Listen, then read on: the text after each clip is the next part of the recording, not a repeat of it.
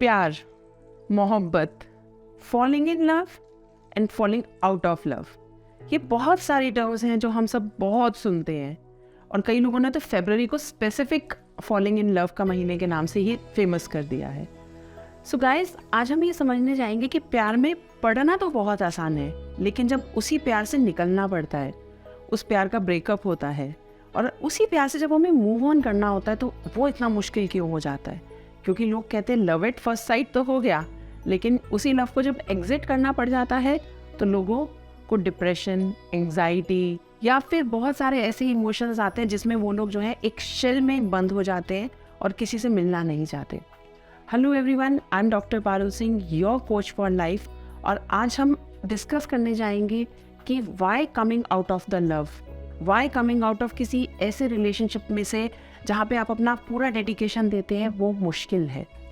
तो हम पहले तो ये समझते हैं कि प्यार में लोग पड़ते क्यों हैं, या फिर दो लोगों के बीच में एक जो रिलेशनशिप, लव रिलेशनशिप जिसे हम कहते हैं, वो क्यों होता है।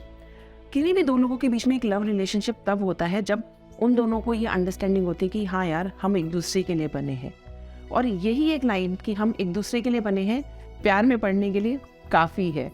तो अगर हम इस चीज़ को समझें कि हम एक दूसरे के लिए बने हैं तो हम उस इमोशन में क्या करते हैं, उस पर्टिकुलर सिचुएशन में क्या करते हैं। हम एक दूसरे की एक्सपेक्टेशंस को मैच करने की कोशिश करते हैं। सो फॉर एन एग्जांपल, मेरे को टाइम से जाना पसंद है, तो जो मेरा पार्टनर होगा वो टाइम से आना पसंद करेगा। क्यों? क्योंकि मुझे टाइम पसंद है। अब क्योंकि उसका पैटर्न लेट आने का है, लेकिन वो सिर्फ मेरे को खुश करने के लिए टाइम से आ रहा है या आ रही है, तो कहीं ना कहीं वो अपने आप को चेंज कर रही है।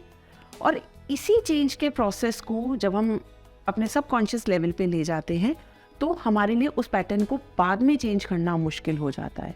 तो अगर हम इसको एनर्जी के रूट से समझें तो ऐसी बहुत सारी चीज़ें होती हैं जब हम रिलेशनशिप में होते हैं। तो ऐसे बहुत सारे पैटर्न्स होते हैं, ऐसे बहुत सारे एस्पेक्ट्स होते हैं जो हम सिर्फ सामने वाले को खुश करने के लिए करते हैं, या फिर उस मोमेंट में इसलिए करते हैं क्योंकि हमें उस इंसान से रिलेशनशिप अच्छा लग रहा है, तो उस इंसान को ये वाला पैटर्न पसंद है। सो वेरी कॉमन एग्जाम्पल, तुम्हें चाय पसंद है, चलो यार आज मैं भी चाय पी लेती हूँ। तुम्हें कोल्ड ड्रिंक पसंद है, चलो यार वैसे मैं पीता नहीं हूँ पर आज ले लेते हैं। लेकिन जिस टाइम पीरियड के लिए हम उस रिलेशनशिप में रहते हैं, हम उस पैटर्न को इतनी बार करते हैं कि वो हमारे सबकॉन्शियस लेवल में एंटर कर जाता है। और जब वो हमारे सबकॉन्शियस लेवल में एंटर करता है तो दैट मीन्स वो पैटर्न हमारा पैटर्न बन जाता है, वो पैटर्न जो है हमारा पार्ट बन जाता है। अब क्योंकि वो पैटर्न हमारा पार्ट बन गया है, दैट मीन्स इसे अगर हम ये भी कहें कि that is our way of being, वो हम ही बन चुके हैं, तो वो भी कहना गलत नहीं होगा। अब प्यार मोहब्बत हो गया, सारी चीज़ें हो गई, दो लोगों को उनकी कोऑर्डिनेशन समझ में नहीं आई, तो चलो यार ब्रेकअप कर लेते हैं। हो गया ब्रेकअप, रिलेशनशिप ब्रेकअप हो गया। लेकिन अब इस ब्रेकअप में से निकलना मुश्किल है। क्यों? क्योंकि अब आप अपने आप को उस पैटर्न के अकॉर्डिंग इतना मोल्ड कर चुके होते हो, अपने आप को उस रिलेशनशिप के अकॉर्डिंग इतना मोल्ड कर चुके होते हो कि हर इंस्टेंस पे उस रिलेशनशिप की याद आती है। कैसे? मेरे को किसी मीटिंग के लिए जाना है, नहीं यार टाइम से जाते हैं। अरे यार, ये पैटर्न कहाँ से पकड़ा था? उस रिलेशनशिप से। किसी ने आपको चाय सर्व करी, आप चाय पी रहे हो, एकदम से क्या याद आया? यार मैंने तो चाय पीनी कहाँ से शुरू करी थी? उस रिलेशनशिप की वजह से। जो बहुत कॉमन एग्जाम्पल्स है, ये बहुत मेजर एग्जाम्पल्स भी होते हैं कई बारी कि हम किसी भी रिलेशनशिप को जल्दी से भूल नहीं पाते हैं। क्यों? क्योंकि बहुत छोटी चीज़ें जो हमने उस टाइम पे अडेप्ट करी थी वो आज हमारे प्रैक्टिकल, हमारे वे ऑफ बीइंग या फिर हमारी प्रेजेंट सिचुएशन में हमें याद आती हैं।